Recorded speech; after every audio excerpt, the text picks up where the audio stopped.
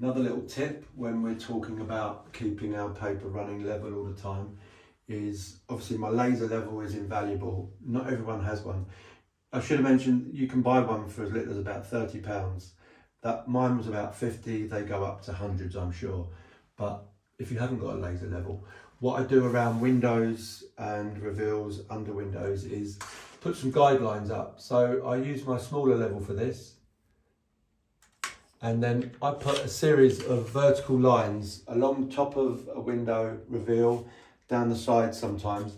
What it does is as I put my paper up, wherever it's falling, there'll always be somewhere along here, there'll always be a line pretty close to the edge of my paper. And I can use those as guides, because what happens is when you come around the top of a window, these are called headers. So above a door, above a window, it's called a header. So with these little headers, it's very easy to just twist them slightly.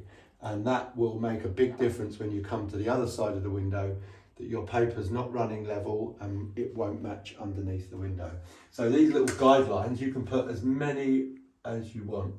It doesn't matter, just put some level. So wherever your paper finishes, you'll have a guideline pretty close and you can check your levels as you go across.